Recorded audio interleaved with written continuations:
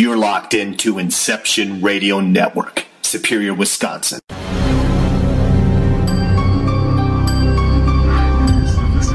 You're tuned in to Night Vision Radio, exposing the truth one secret at a time. Prepare yourself as we explore the shadow worlds of suppressed history, secret knowledge, forbidden religion, and shine a light on the conspiracies to keep it all from us.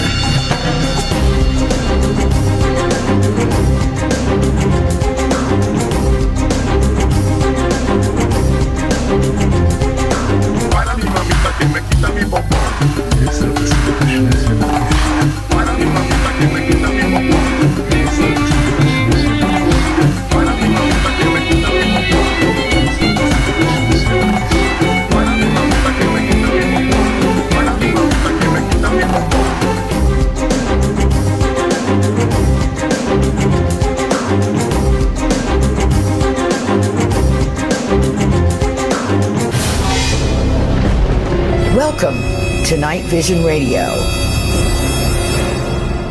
Hey everybody, how are you tonight? I'm doing fine this week. I have to let you know right up front that I am operating under duress tonight. I lost my dog sitters at the last minute. Everybody decided to go out. And there's absolutely no location in my house or on the grounds where my dogs could be that you can't hear them making tons of noise. So being the mama's dogs that they are, they're actually right here with me right now. They're both crashed out. Let's pray that that stays that way. And but if you hear strange noises, barking, howling, it's not a haunting. It's just my dogs. It's just Bijou and Toby. So I hope you'll hang in there with me with that, and I apologize in advance if they make any undue noises. But anyhow, tonight I'm really excited about the show. But first, I also want to remind you to please go to Facebook and like Night Vision Radio. That would help me out very, very much. And also look me up on Facebook, René Barnett, and friend me if you are interested in the subject matter that we cover here. I often post things that you might be interested in on my page, and you're welcome to share any of that on your site as well. So want to also remind you that I am planning that little trip to France in May. It's going to be a very small tour. So if you'd like to get on board, I'd love for you to contact me on Facebook. We're going to be, of course, hanging out with the inimitable Henry Lincoln, as well as Tim Wallace Murphy, who's another best-selling author, and he's very, very well-versed in the symbolism in Renaissance art, the Templars, and also all things Rennes Chateau. So all you Rennies, please contact me, and I'll give you the details on the trip. Also planning to go in September. So if that works better for you, the sooner you let me know that, the better that would be also. Now, I'm not going to tarry any longer because we've got a lot of ground to cover with my guest tonight. I'm really excited, and connected with him just recently and had some very interesting conversations about his work. And I hope that you will thoroughly enjoy as much as I do tonight, and welcome Walter Bosley. Hey, Walter, how are you? Doing great, Renee. Thanks for having me on. Good, good. And now, Walter, tonight, you've written lots of books, and your background is very, very interesting. I know you have some intelligence background and worked for the AFOSI and in that area. And we had an interesting conversation about intelligence today, and I want to bring some of that up a little bit later. But first, I want to start out with your series, Empire of the Wheel. It's a 3-book series that you've written. And today on my Facebook page and on the Night Vision page, I posted a picture of a particular site that everyone was very, very interested in, and very few people guessed that it was in the United States, which was kind of interesting. But it's a picture of something called the World Peace Bridge and Tower in Riverside. And this site figures prominently in your series. Is that right?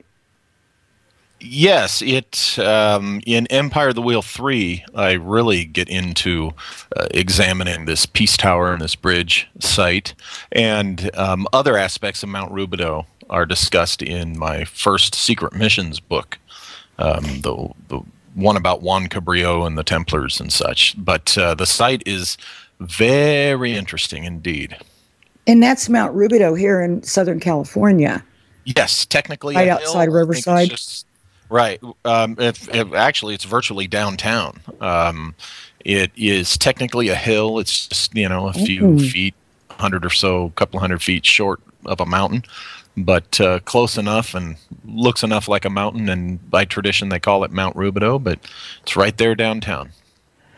And without getting too much into book 3, although that is the latest episode, I'm wondering, could you just tell me what led you to this site and why you say it's interesting?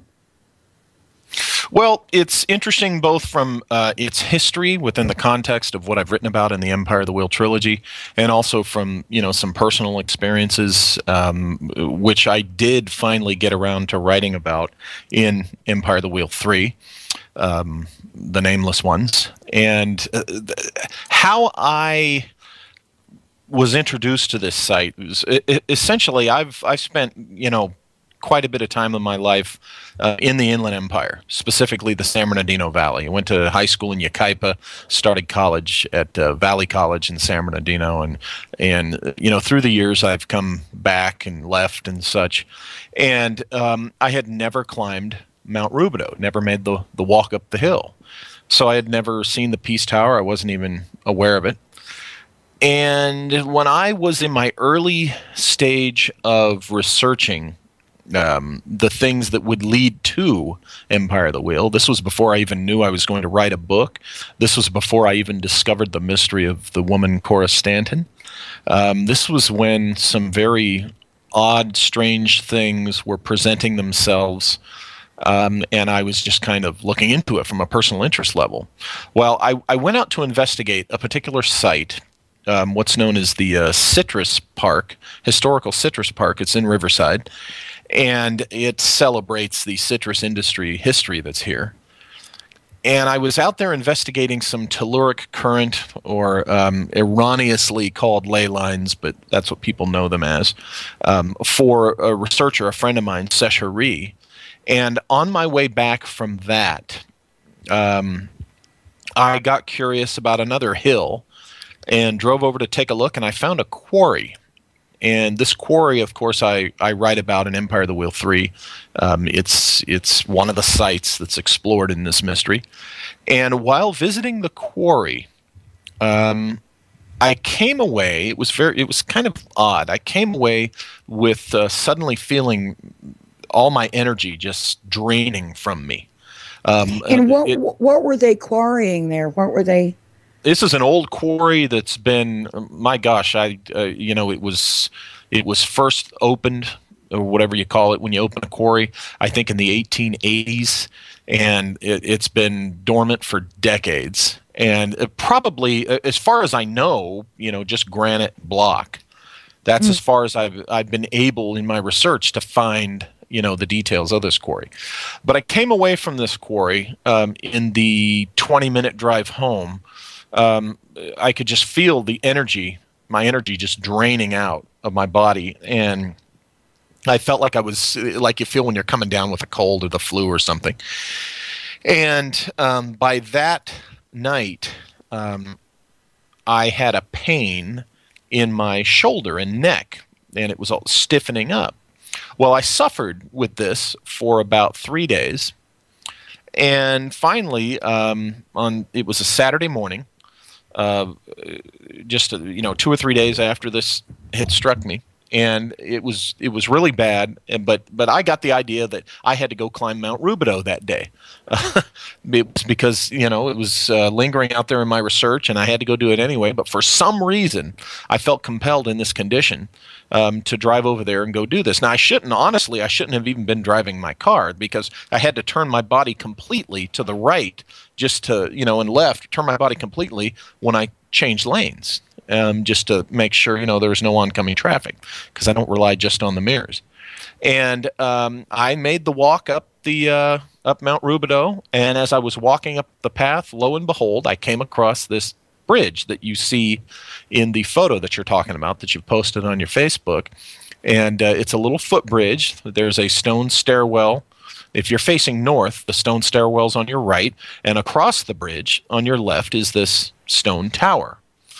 And what struck me about the bridge, I've also, by the way, that folks, in I've my also counterterrorism days. Hello. Oh, sorry about that. I'm hearing some cutting out, but also I wanted to let people know that I've just posted that picture also in the chat room. So if you're listening but not joining us in the chat room, you might want to just hop on InceptionRadioNetwork.com, and you'll also see that image right now of the Peace Tower that he's talking about. Sorry, Walter. Oh, that's okay. That's okay. Well, as I said, the thing that struck me about this bridge was that in my counterterrorism days, I spent some time in a little town called Mostar in Bosnia. And Mostar's most famous landmark is what's called the Freedom or Friendship Bridge, I think it's called, the Friendship Bridge. And it was destroyed during the Bosnian War, and they rebuilt it, and they're real proud of it. And in fact, I'm looking at a framed watercolor painting of it that I bought in Sarajevo years ago, hanging on my wall. And the bridge there, the design of this bridge on Mount Rubidoux is very similar. It's kind of got a peaked center, if you can imagine that, for those who are looking at the photo, and look up the Mostar bridge as well. And from the angle in the painting, even, there's a tower on one end of the Mostar bridge that this resembles greatly the if you're looking north, the view of the bridge on Mount Rubidoux with the tower to the left. And so I saw this and I thought, wow, that just, that reminds me of the Mostar Bridge. And I thought, well, I know that Frank Miller, who, owned this property up here and built the Mission Inn, had traveled the world. And I thought, well, maybe he built this and he had seen that bridge too, or one like it. So I went up the steps, and remember, my body is stiff. I mean, I'm in pain. And I go up these steps and I walk across the bridge and I go over to the tower and I'm looking at the tower and, standing up there, and I'm kind of touching it as I go around, because I'm trying to lift myself up a foot or so to look in the entryway, the little window, slotted window. And as I'm doing this, I'm looking at the tower, and then I notice something. And I stop and I move my arms and I turn my head from side to side, and I realized in the moments that I was standing there at the tower, touching the tower, the pain in my shoulder had disappeared, and the stiffness was gone, and I had full range motion. And just a moment before, it had been really bad pain. I mean, I had been taking ibuprofen for it and such, and so you went all to of a sudden. You went to the quarry, and you really, felt horrible. I got the problem. At the way quarry. I describe it is, the quarry drained me and gave me this issue, and then the tower kind of cured it. Wow. Now, what was the time frame there? This, interestingly enough, this was the week leading up to Christmas of 2007. And when you went to the quarry, then how long was it before you made your way over to the tower? Was it? It was 3 days. Now, here's what's 3 interesting. days later. So all these 3 days you were feeling miserable? Yeah, I suffered this. Now, here's a little part that I share privately with people that I don't think that I've ever said this in an interview before. Excuse me if I have. Oh, good. We have a NightVision exclusive here. Yeah. When you read my books, you'll find that Hecate, the goddess Hecate, is at the center of all of this mystery. And I had met her, come across her in her form of St. Catherine of Alexandria. And there's a chapter in Empire of the Wheel 1 where Rick Spence and I present the evidence that there was no such person as St. Catherine of Alexandria. She was a syncretic fabrication based upon Hypatia of Alexandria and the goddess Hecate. And she was syncretic so that the pagans that the church at the time, were ruling over could go ahead and continue Hecate worship, but, they could call her, by the name of a Catholic saint. So St. Catherine of Alexandria, as such, never existed. It's all fake. Now, here's the interesting thing. When I was over at the Citrus Park, there was a little rose garden there, and I sat for a time on the bench and looking at the roses and kicking back, and the whole St. Catherine thing had emerged in my research.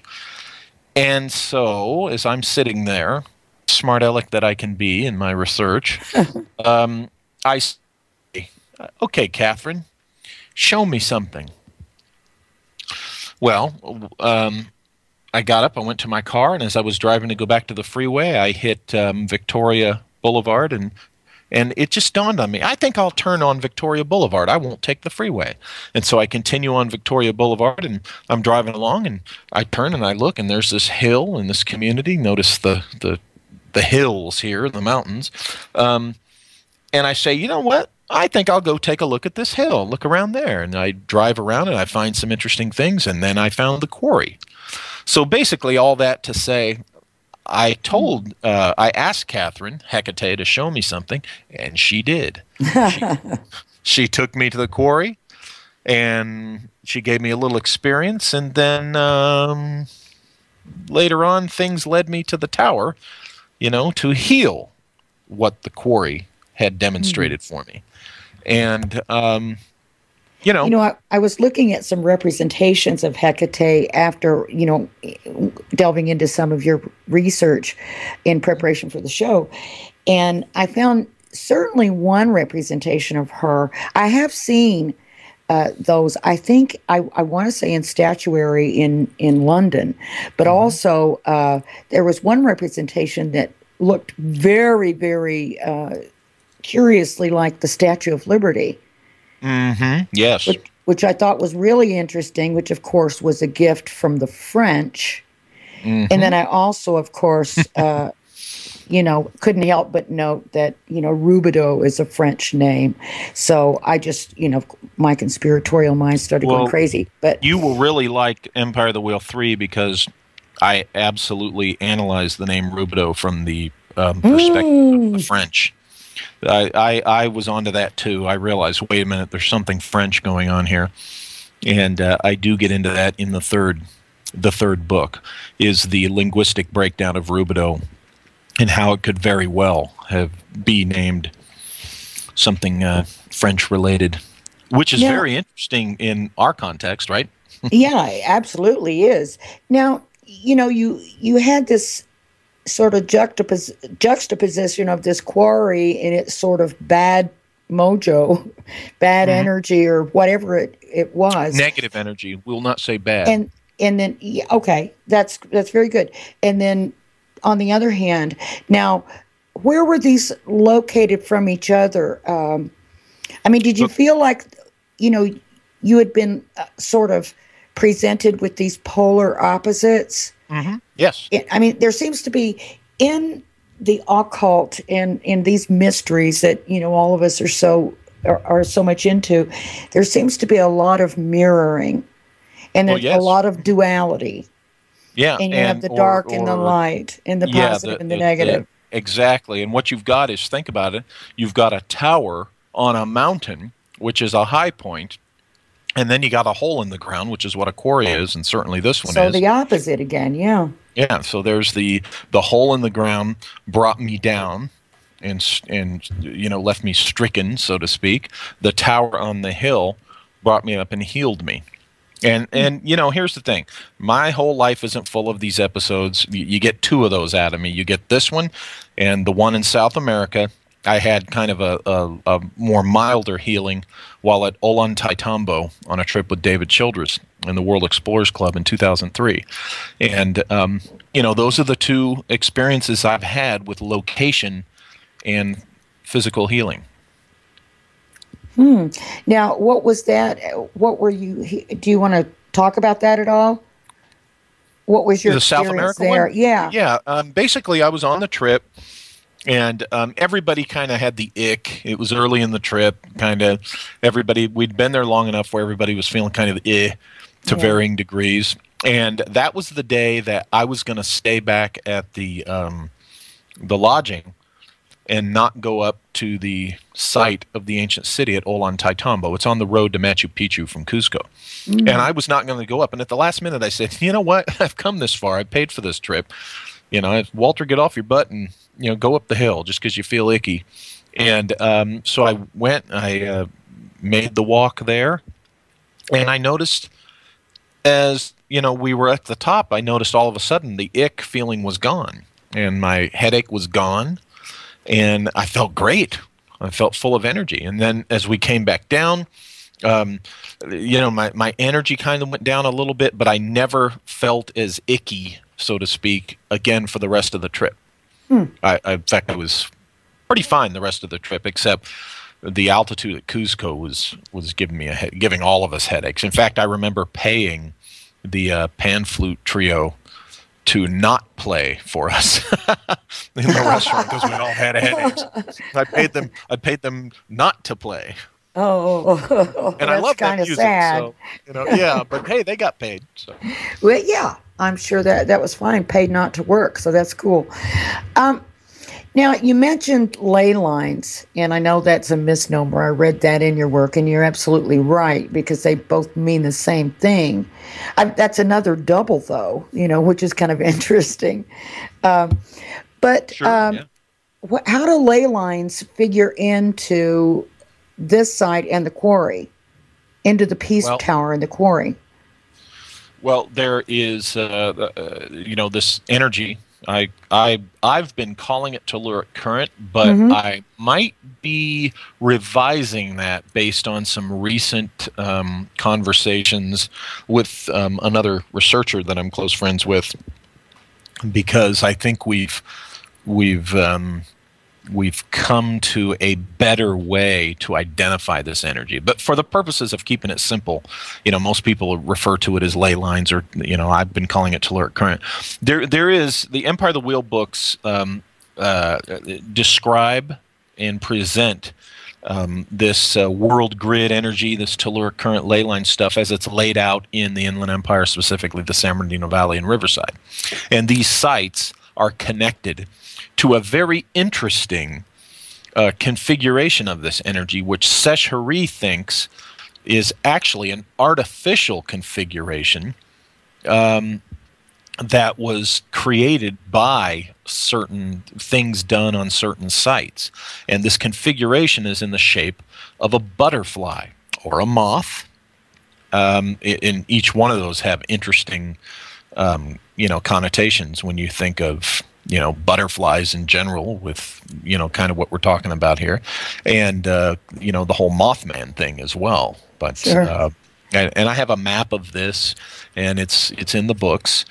Mount Rubidoux is connected to this configuration, and the quarry is also. It's part of this configuration. So you have this energy flowing, and then you've got some Fibonacci spiral activity going on there down the ridge of Rubidoux, which is kind of interesting. Now, the quarry is located south of the southern end of Mount Rubidoux, and Mount Rubidoux its ridge runs north-south with a curve, of course, going into the northeast. But the energy that I say flows through the mountain.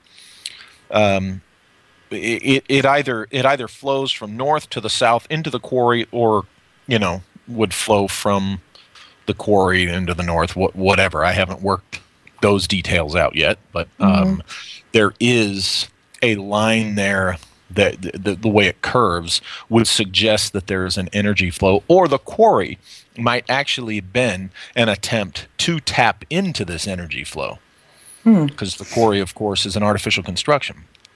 And you mentioned the Fibonacci spiral. How does that figure in? How does that manifest? How do you see that in what you're talking about? It's interesting. you can lay the Fibonacci spiral in downtown Riverside with the interior beginning. You know how if you start at the inner starting point of the spiral, not the outer part, but the inner part, if you place it at the Hecate shrine that I've found blatantly out in the open in downtown Riverside, and it's been there for like over a century, if you lay the spiral, if you lay the starting point there, set the starting point there, there is an angle of the spiral at which it goes through these interesting sites that I talk about in the book, and then eventually goes down the spine of Mount Rubidoux and down to the Quarry.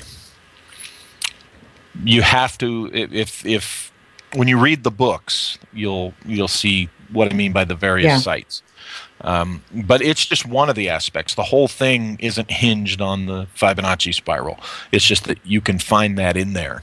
The whole thing, actually, I think, and Sechery and others think, that this butterfly configuration of energy is even more important than any Fibonacci spiral you could lay down.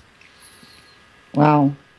Now, it seems to, again, I mean, it seems like every time we start uncovering things, whether it be in Europe, whether it be with our founding fathers, whether it be with the Knights Templar, it seems like at the heart of it, you always get down to some form of goddess worship. You often do. Yes, you often do. You're absolutely right there. But there's also, as I talk about in Empire of the Wheel 3, the nameless ones, there's also a Cthulhic entity which enters the picture. And you could say maybe it's a versus thing. The goddess worshippers versus the Cthulhic worshippers. So, it all depends on which civilization or which hidden civilization or which hidden culture you're talking about. Yeah. Because though Hecate is a major theme definitely in the first book and with what I've laid out in these 3 books, in the 3rd book, the other entity behind a lot of this stuff emerges. Wow, it's really interesting, especially to find, that it's right here in my backyard in Southern California. I got to get down there. Oh, I was surprised. Know what? We've made it through the first half hour. The dogs are still asleep. We're still good to go, and we're going to take a quick break, and we'll be back in just a moment with my guest Walter Bosley and more of his riveting research. Stay with us.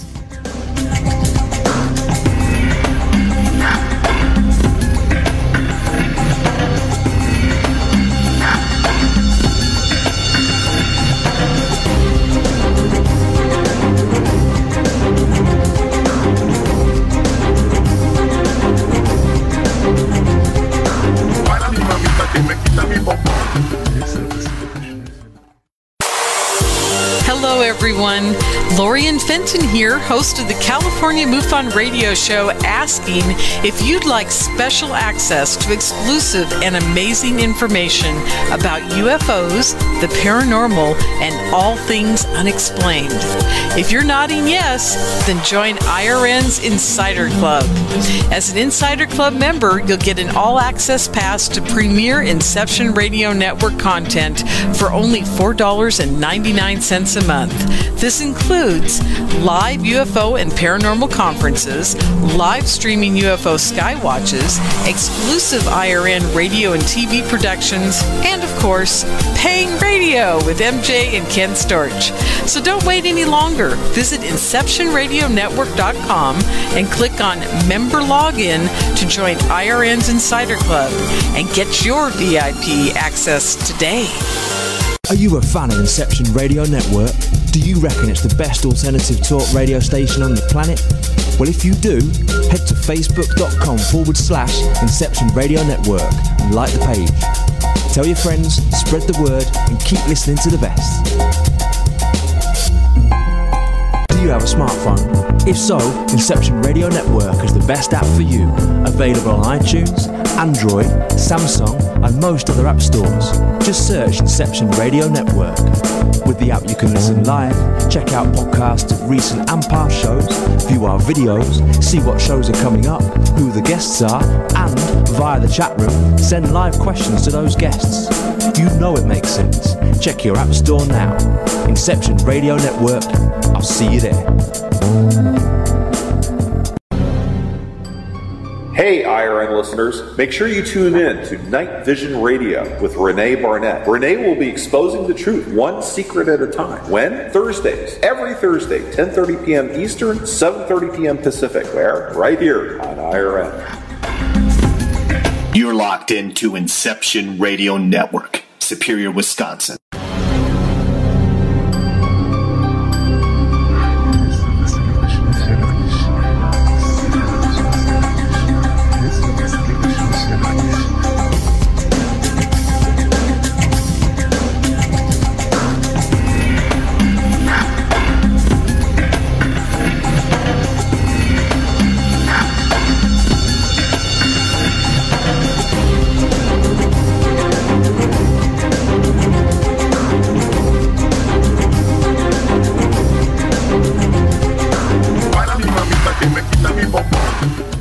Welcome back. You're listening to Night Vision Radio. I'm your host, René Barnett. Our guest tonight is Walter Bosley. He's the author of a series of books called Empire of the Wheel, which are just extremely fascinating and very riveting.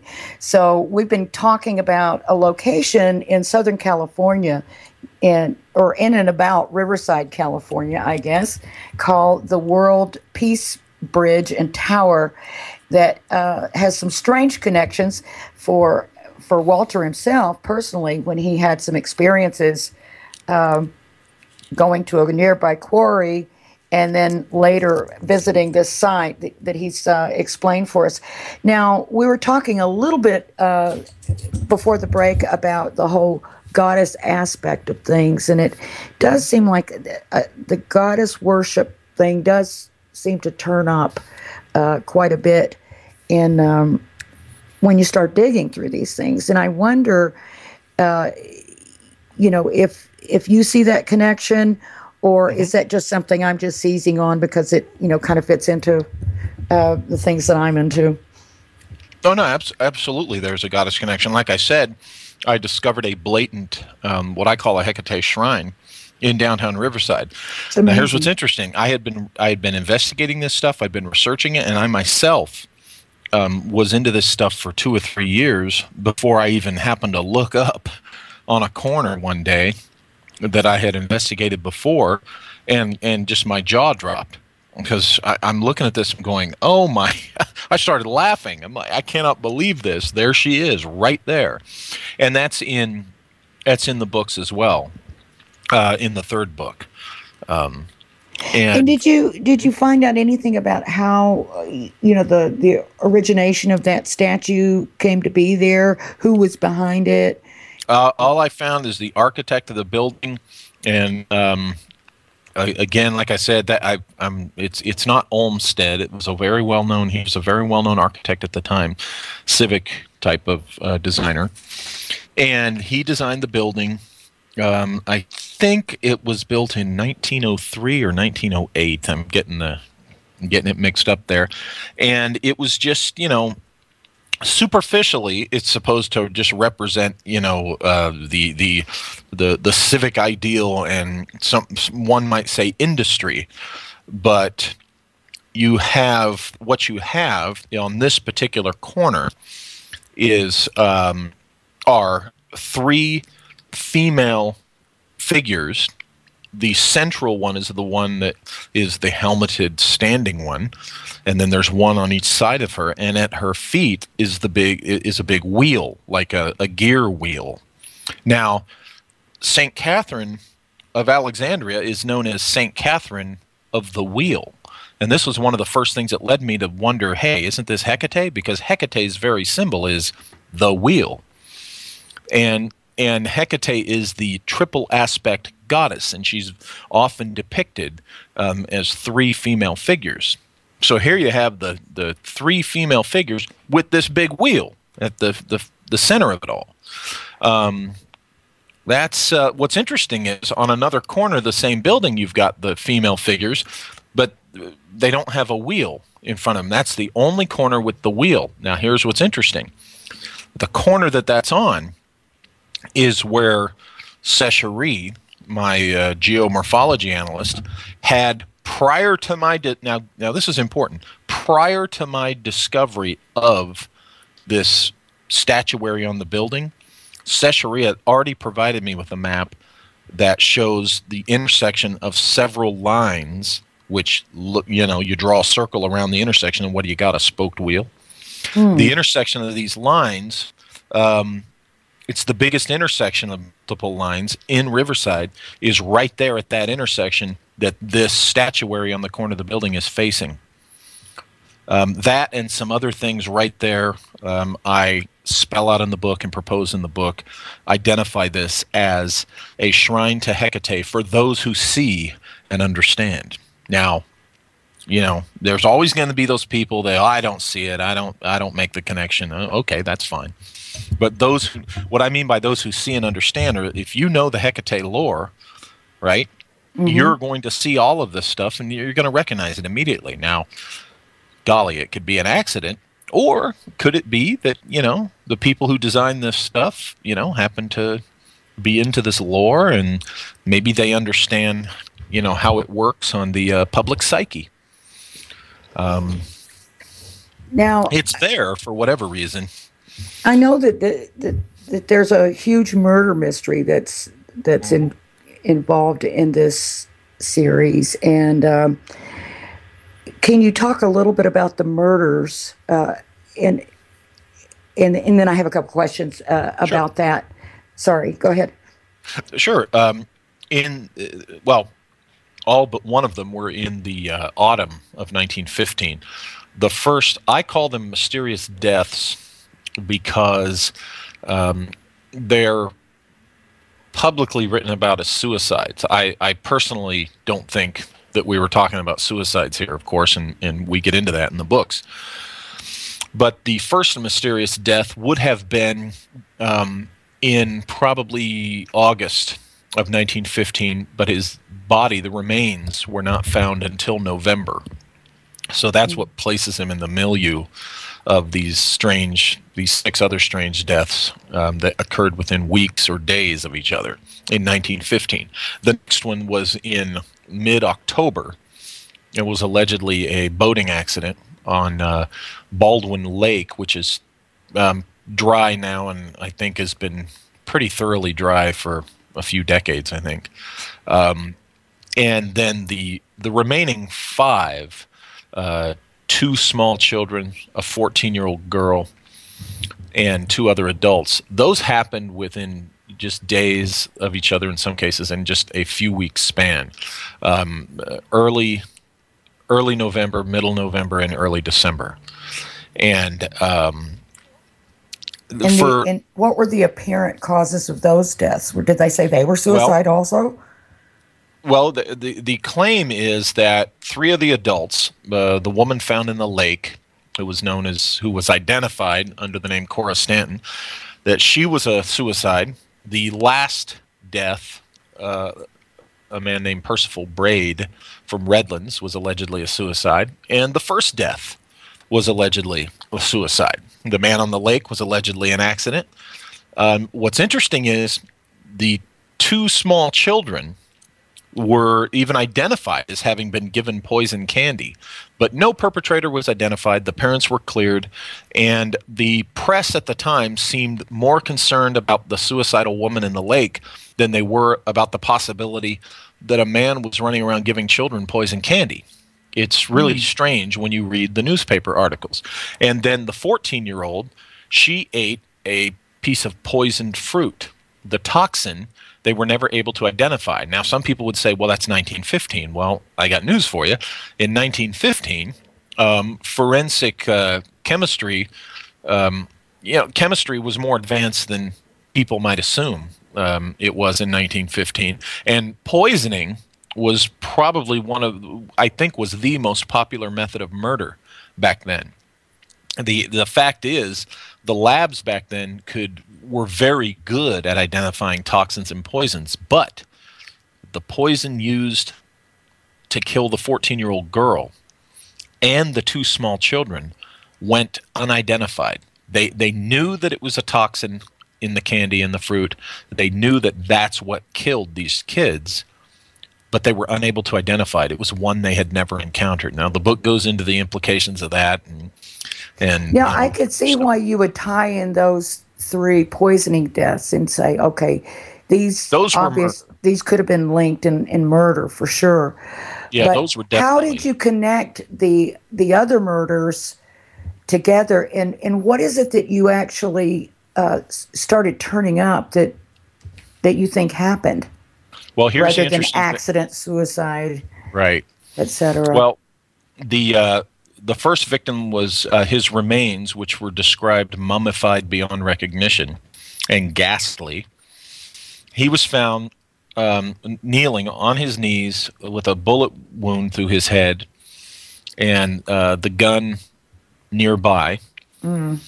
And the last victim, the man, was also, he was found in his bed in his house in Redlands, and he had allegedly shot himself in the head with a gun, which, by the way, just a couple of months before was known to have been in a police station and had been used in a suicide prior to his.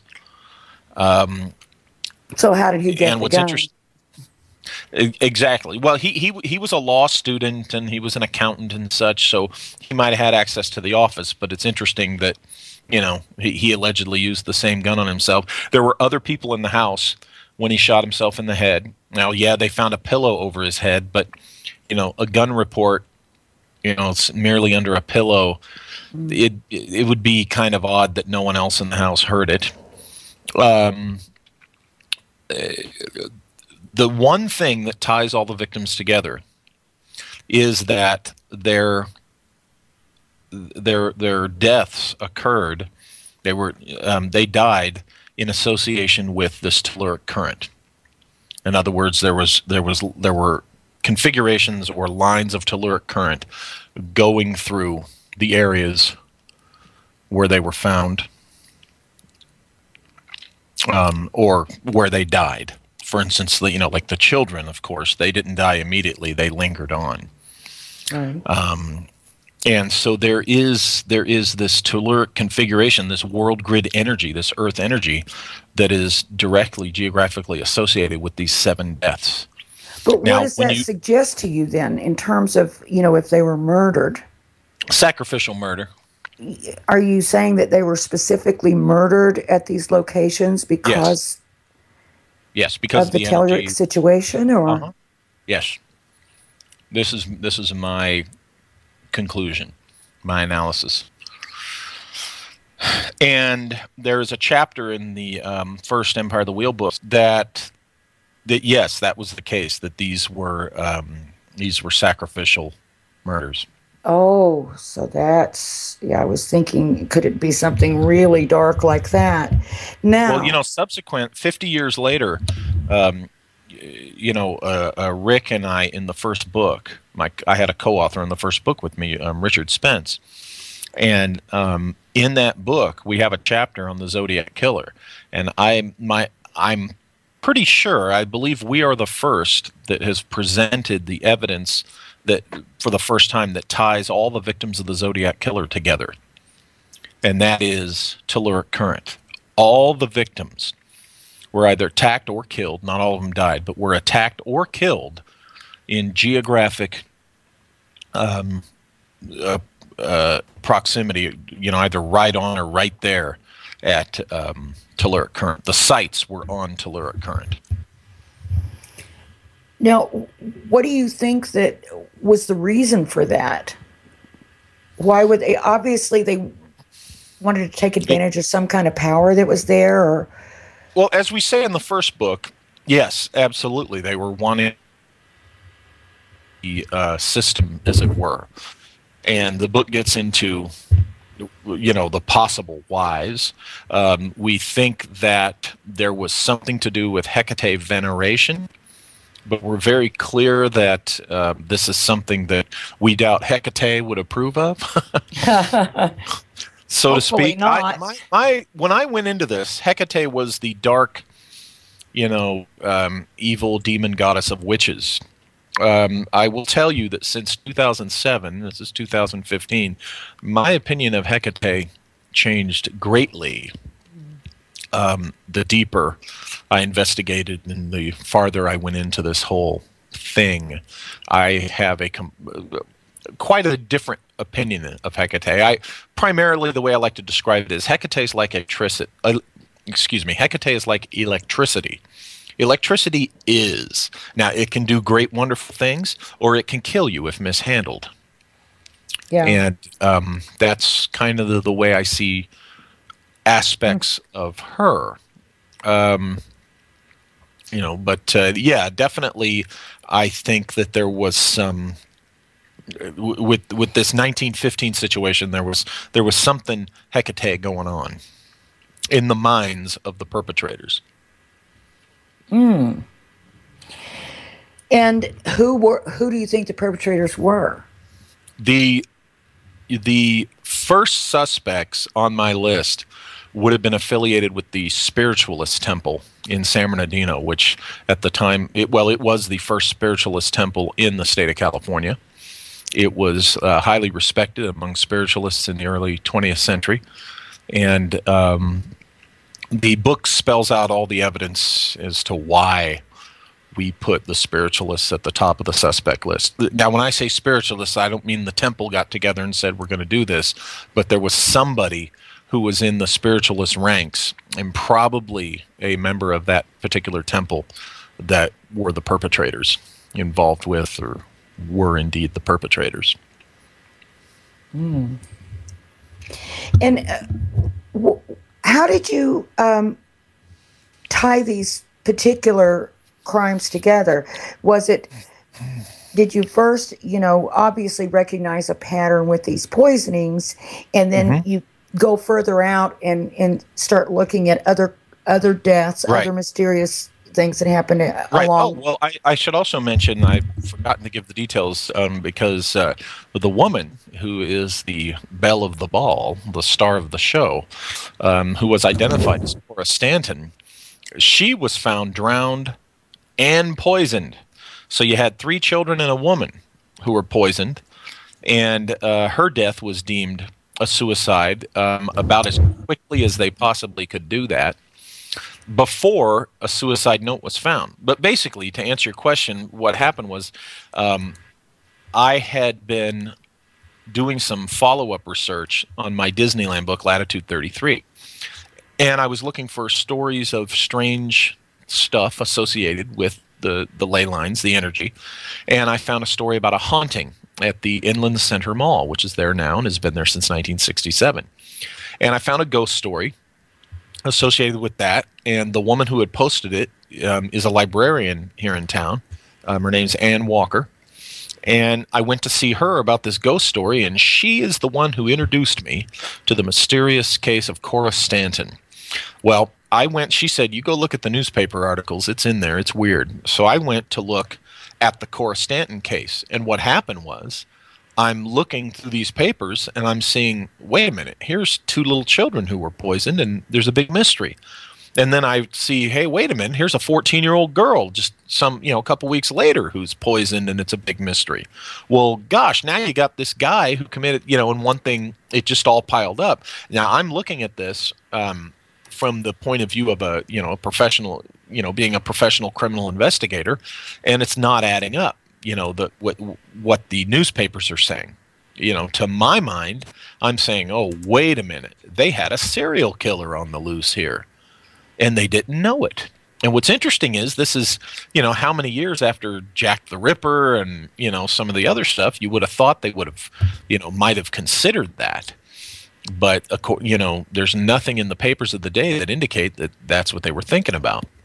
So that got my attention from that perspective. And then when I did the ley line research, that's what really blew me away. Because what I did was I had my geomorphology guy, without telling him about this data, about these victims, I had him do a map of the energy currents in San Bernardino.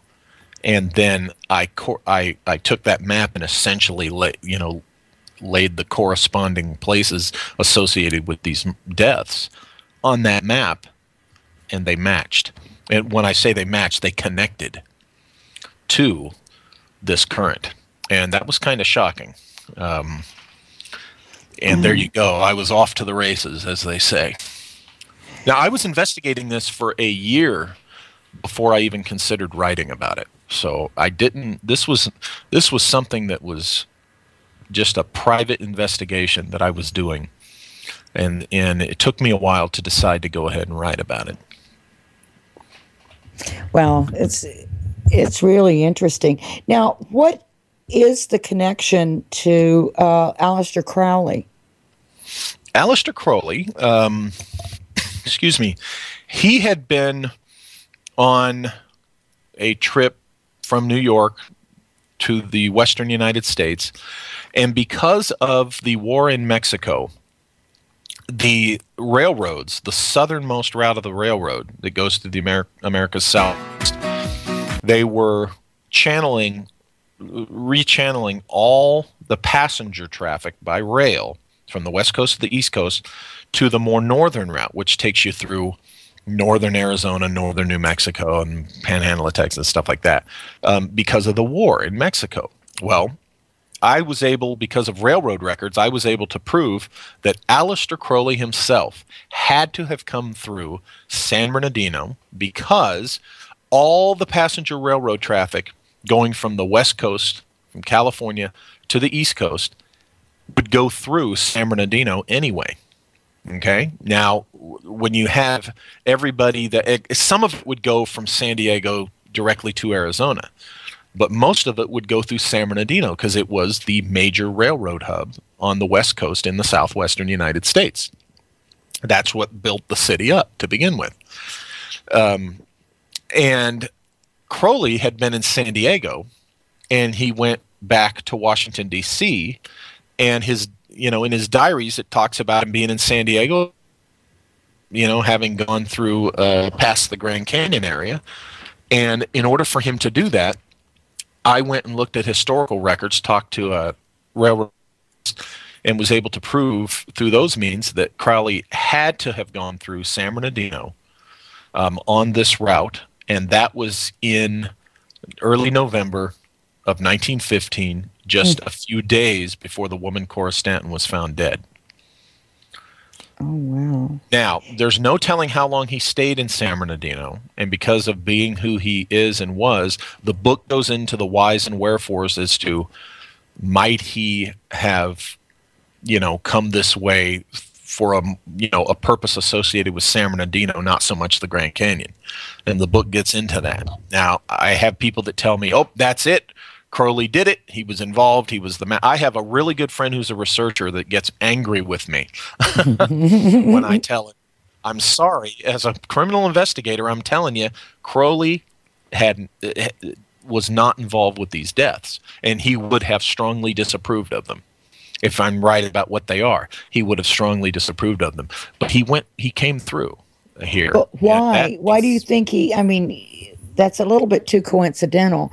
I'm not saying he was involved, but it would almost seem like there might be some connection between his being there and these things happening, whether it's somebody doing it to impress him, to anger him, to whatever. Well, remember, this is 1915 Aleister Crowley. This isn't 1930 Aleister Crowley or 1940 Aleister Crowley. This is 1915 Aleister Crowley. That's true. He was about 40 years old. He was known at that time just as much, if not more so, as a mountain climber and an adventurer. And think about it, in Southern California, wow. The only people the people that would have known who, what he was really into and known a lot about him, some of those probably would have been in the spiritualist temple, to be sure. But I think it's possible that he might have been summoned there, who knows, by the police, by the Secret Service, because as the book goes into, there was some intelligence, national security, and World War I intrigues going on in the area during that time that are involved in this, because as Empire of the Wheel 2 goes into identifying who I believe is the true identity of Cora Stanton, it gets into her role as an intelligence agent for the U.S., most likely. Oh, boy. There we go back to the intelligence agencies again. You're absolutely right. Oh, well, let me tell you, I don't know if I mean, if people look at the description of the books, they probably already know, but I identify Cora Stanton as the legendary Eta Place. And I'm sorry, you've lost me there. Eta Place. Oh, Eta Place. Okay, well, let me throw a couple other names at you. Butch Cassidy and the Sundance Kid. Oh, well, yeah, okay. Oh, that Eta. Okay. And I'll tell you another thing, and it's all in the book, Empire of the Wheel 2, and part of it's in Empire of the Wheel 1. Let me tell you. She was neither Sundance's nor Butch's girlfriend. She was neither one of their wife, okay? She was not a prostitute from a saloon. Okay, she might have been working in that saloon, but she was not a prostitute. Eta Place was a secular nun. Oh, wow. This is what I propose, and I present all the evidence for that. Part of it is presented in the first book, but I make that argument more strongly in the second book. Oh, my goodness. You can learn why, and I explain why her connection with Sundance was most likely a professional partnership, because he was probably also a government agent. Oh. Now it's getting interesting, huh? Jeez. Now, what agency would he have been?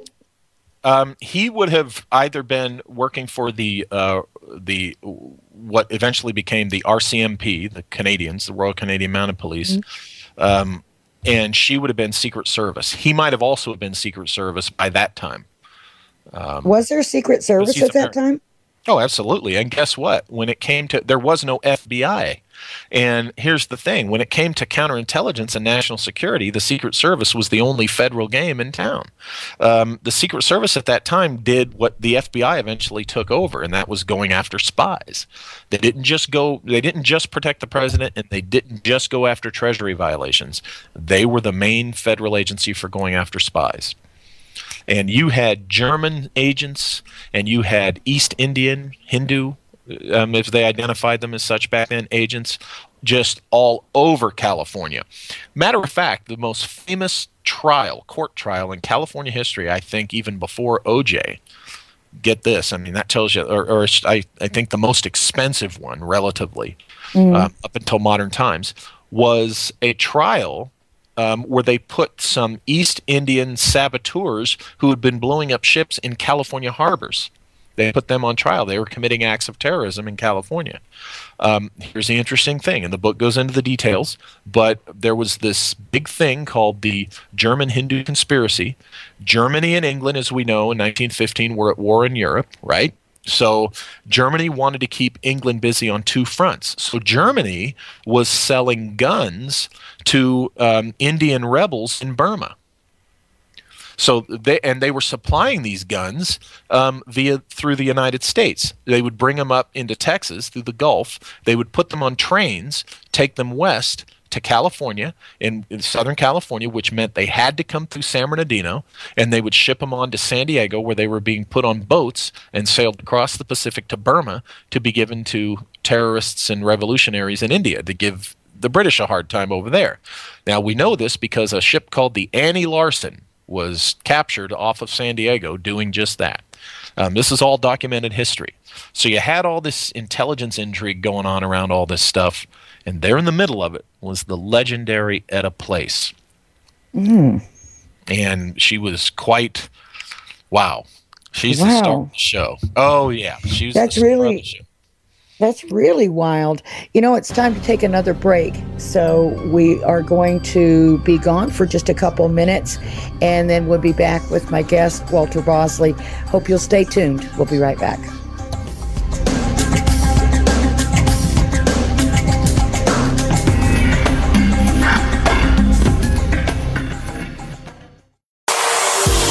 Hello, everyone. Lorian Fenton here, host of the California MUFON radio show, asking if you'd like special access to exclusive and amazing information about UFOs, the paranormal, and all things unexplained. If you're nodding yes, then join IRN's Insider Club. As an Insider Club member, you'll get an all-access pass to premier Inception Radio Network content for only $4.99 a month.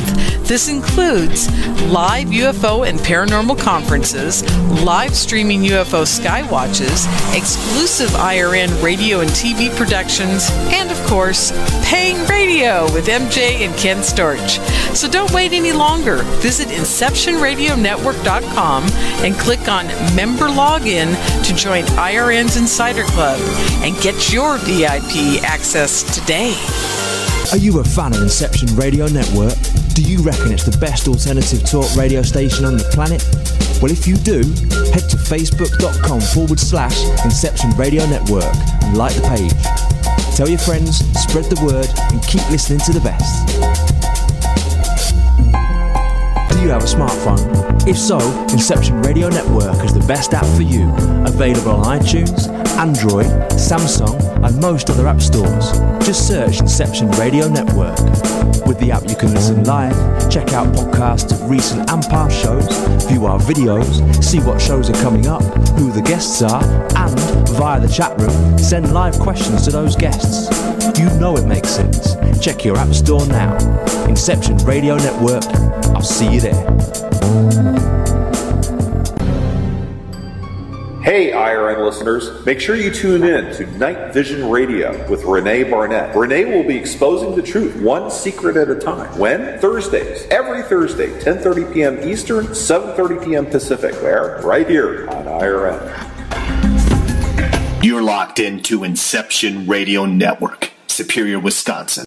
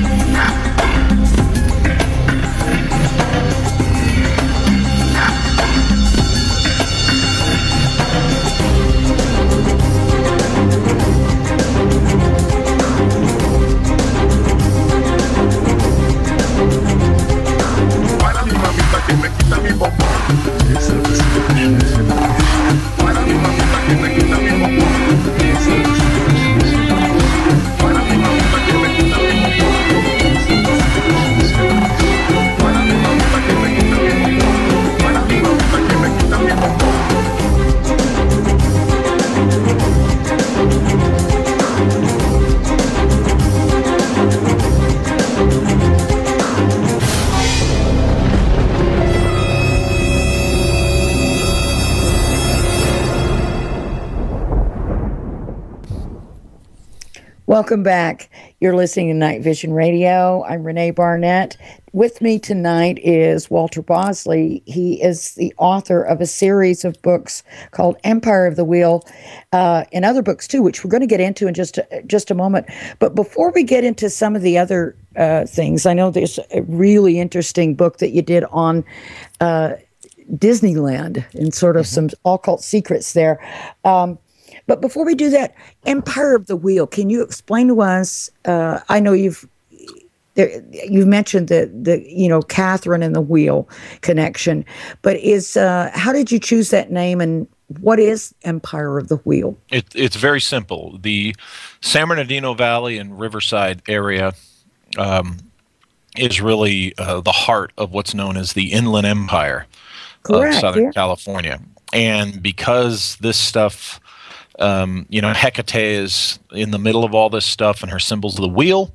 I just simply called it Empire of the Wheel. Oh, that's really interesting. That's good. I didn't know whether that was some sort of like secret society, Empire of the Wheel.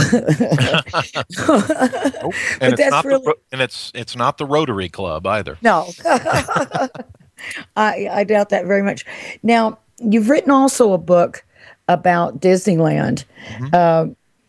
And also, how do we get your books before we go any further? Because I know we're going to run out of time before we get that in if I don't stop us right now. They're all at Amazon on Kindle, which remind everybody, or if you don't know, Amazon gives the Kindle app away for free. You do not have to have a Kindle device. Just go there and download the app on any device that you prefer, and then you can buy and read Kindle books.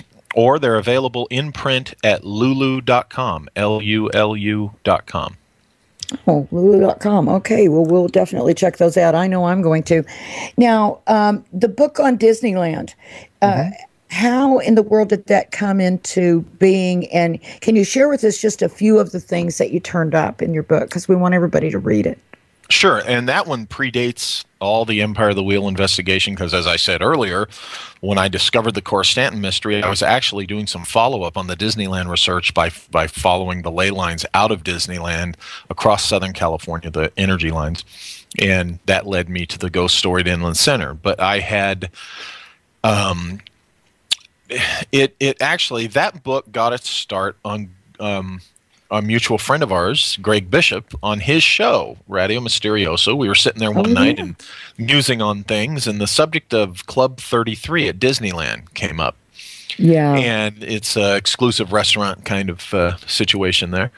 And, you know, we wondered, well, golly, why did they call that Club 33? And in our research on air, we discovered that Disneyland is literally at latitude 33, it's either 8118 or 1881, something like that.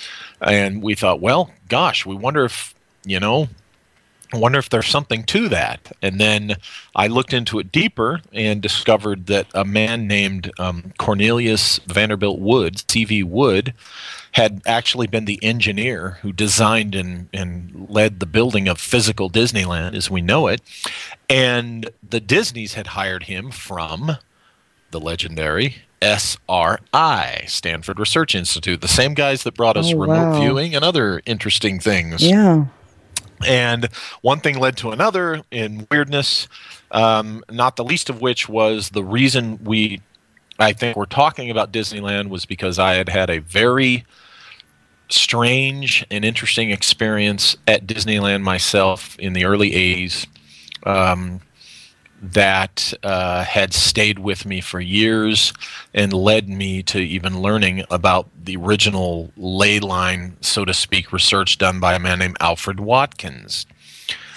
And so with that experience and with and that's all outlined, that's all discussed in the book, Latitude 33, Key to the Kingdom. But with that experience and then with this discussion with Greg Bishop and the follow-up research, I decided, wow, you know, there's a book here. I mean, there's enough here that I'm finding about Disneyland and this stuff, this esoteric stuff that we love so much that, you know, I got to write about this. I got to get this down. And so there it is. Now, what do you think? You know, the Club 33, I've never had the pleasure of being there. I've never had the money. Yeah, I've had friends that have gone there. Is that what it takes? Is just money or? Yeah, basically it's an exclusive thing. You know, you pay a membership. There's a waiting list to be a member of Club 33. My understanding is it's the only place at Disneyland where you can have alcohol with a meal.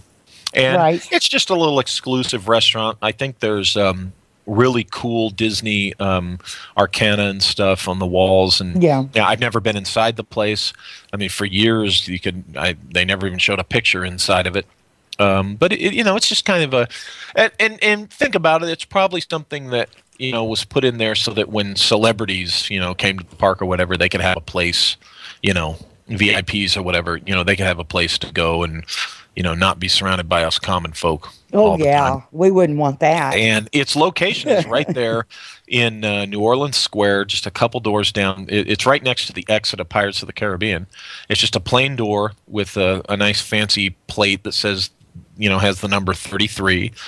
And it's got a slot. And apparently you put your membership card through there and they open the door for you. And, you know, you just go in and have your meal and relax. And, you know, that's it. There's really nothing sinister or overly arcane about it.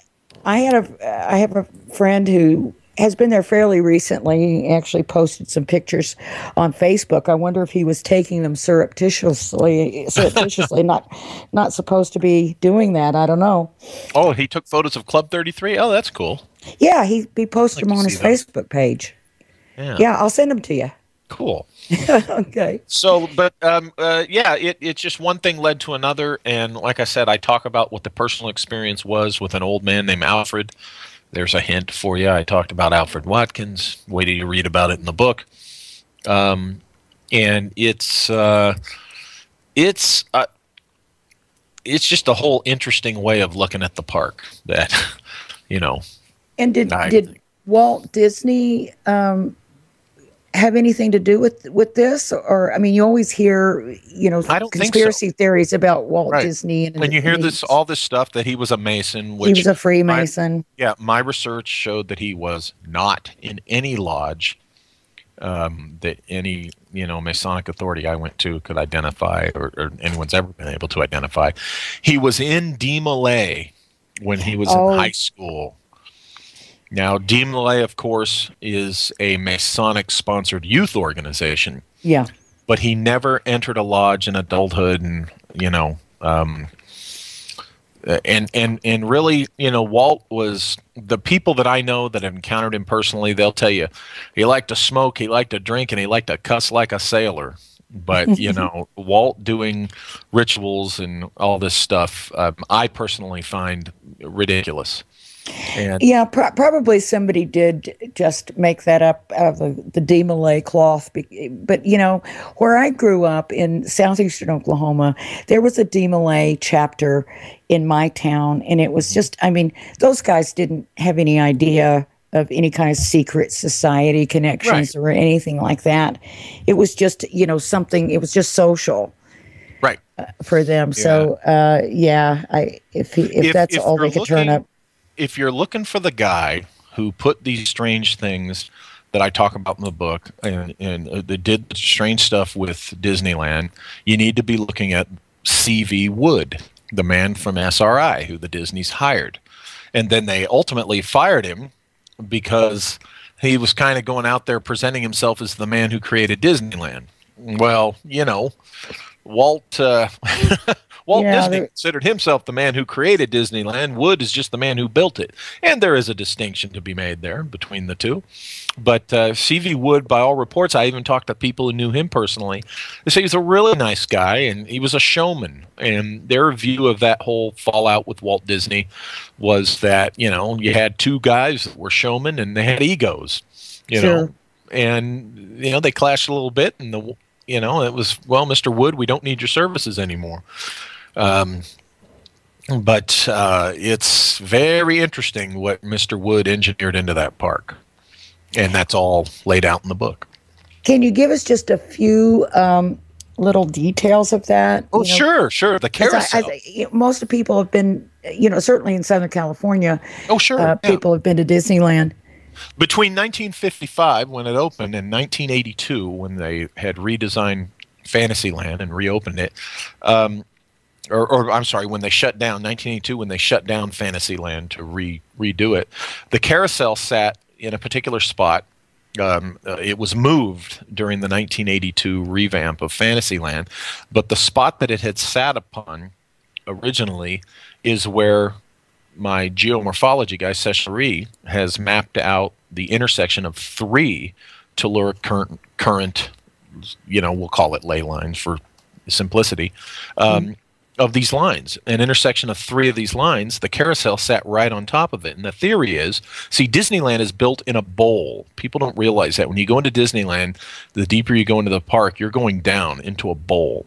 And the train that goes around the park is the berm of that bowl. It's kind of a rough triangle-shaped bowl with rounded corners, but it is a bowl. And the idea is that the carousel, as it spun, would have drawn the energy up of this intersection of these 3 lines and then redistributed it through the park. And because it's in a bowl, that energy would flow through the park and then kind of come up on the berm, but just through the spin and through the shape, it would then come back in and flow back in on itself. So it was kind of self-containing, the energy. And the carousel would have been the operative piece of the whole. Like, if you think of Disneyland as a machine, the carousel was, that spinning carousel was the main central piece that made it all work. But now the carousel's moved. The carousel's moved. When I had my experience, it started while I was riding the carousel when it was still in its original position. Okay, so when I was riding the carousel that particular night that I had my strange encounter, the carousel was still directly above this intersection of these three ley lines, energy lines. And while I was riding the carousel, that's when I noticed the man named Alfred standing and watching. And then I encountered him just minutes later, seated on a bench, almost as if he was waiting for me to approach. And did you? Yes, of course. I felt like, there's something about this old man I want to talk to. I'm a high school kid, and he was wearing a black suit and a white shirt with no tie, no hat. He had snow white hair and a close cropped beard. And he was just looking at the place like he was in wonder, like a little child almost. And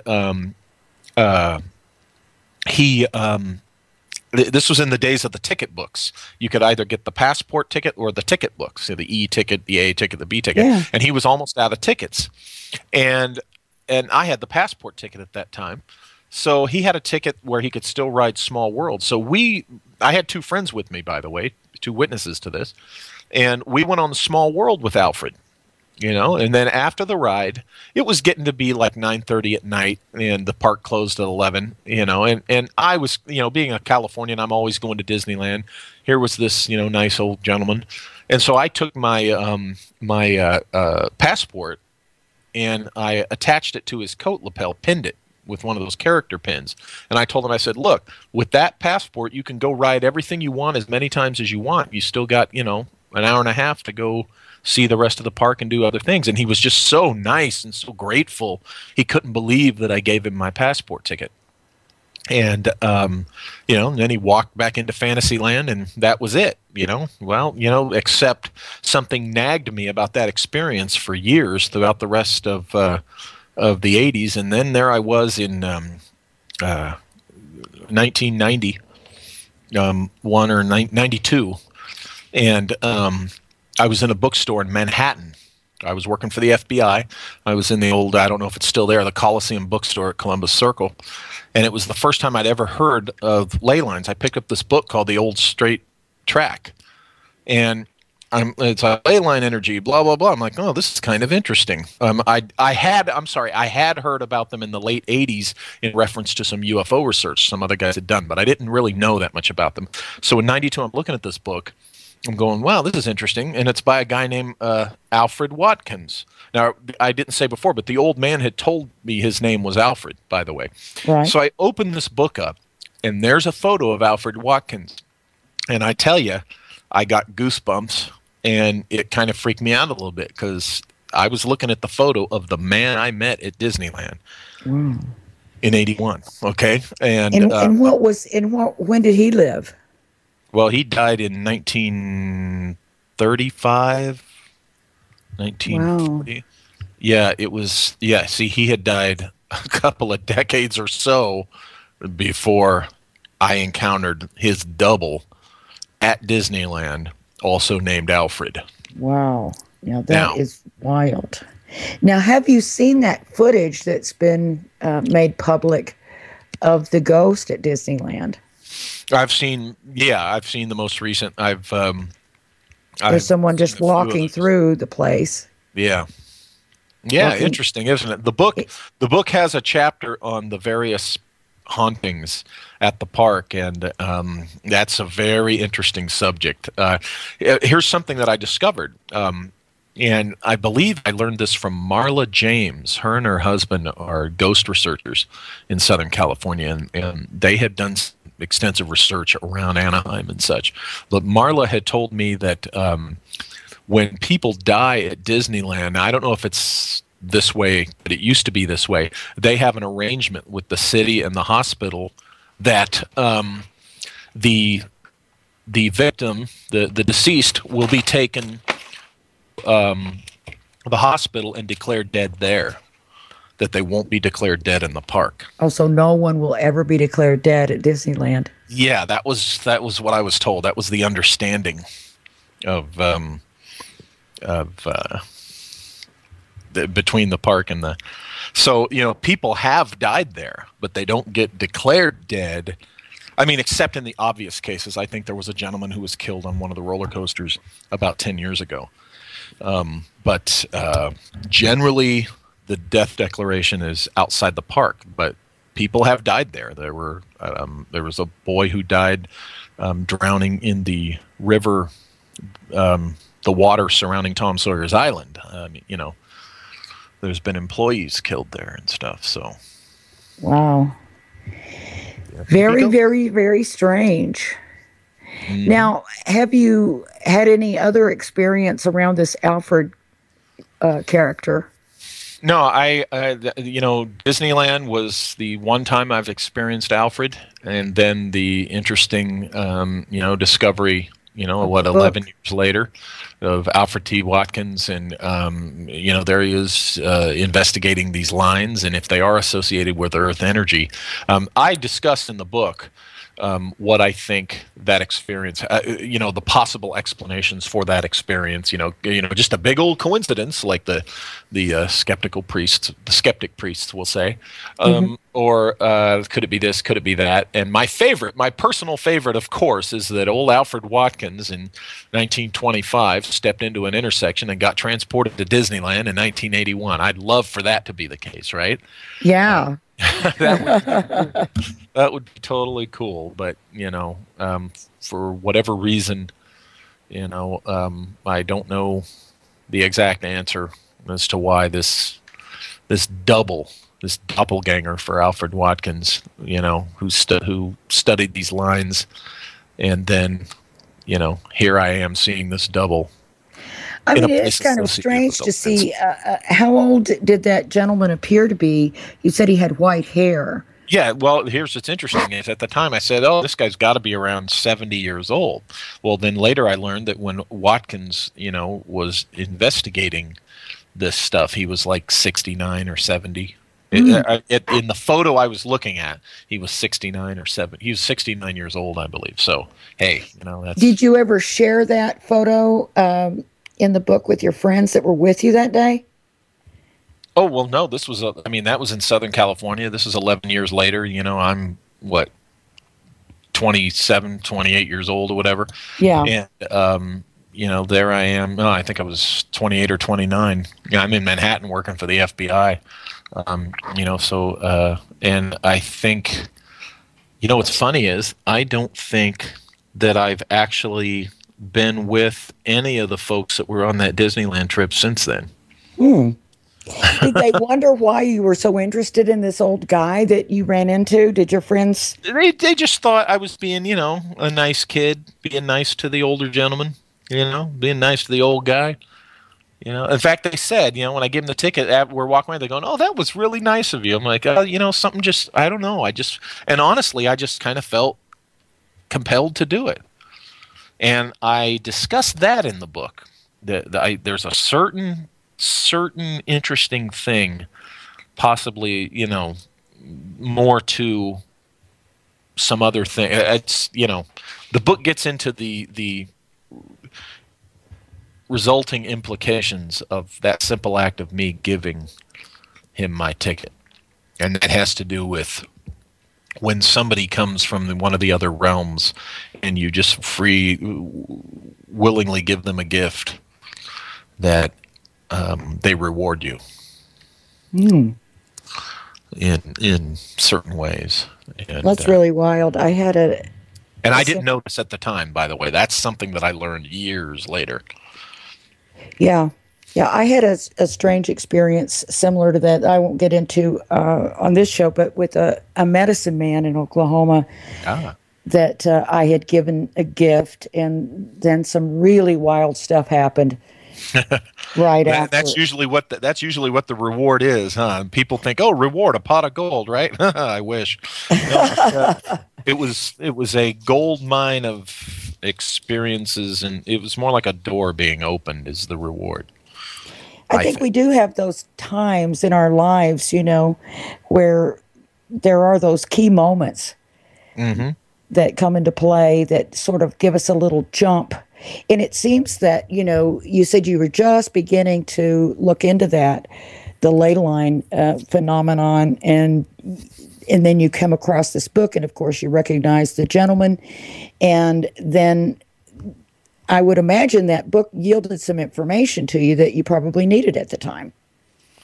The interesting thing was I looked through the book, and I never read it. Never read the whole thing. It was, I'll be honest with you, my intuition told me that I learned everything I needed to know. It just that basically what it was he was known for regarding the ley lines and seeing his image. I think that was the purpose of me finding that book.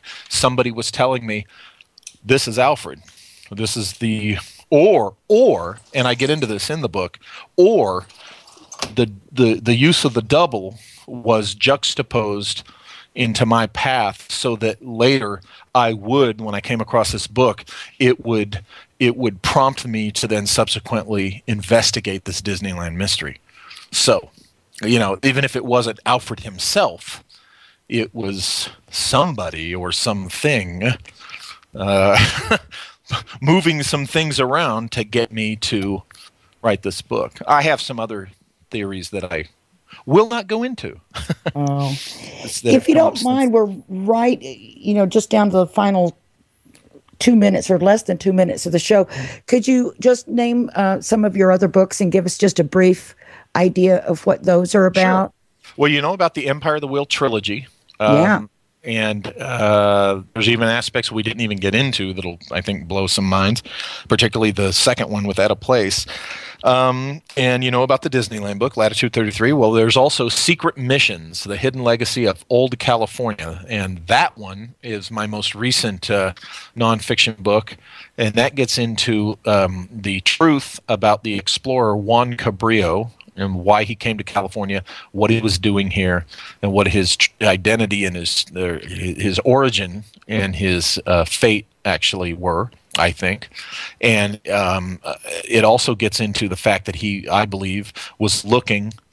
His trip to California had to do with an medieval relic, an old relic that I think was vaulted here in California. And it gets into some interesting stuff regarding the Templars in America and all that. So it's called Secret Missions, The Hidden Legacy of Old California. And I am presently working on Secret Missions 2, which I have not yet revealed who and what that's about.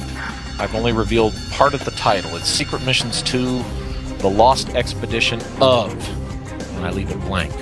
Wow. Walter Bosley, thank you so much for joining us tonight.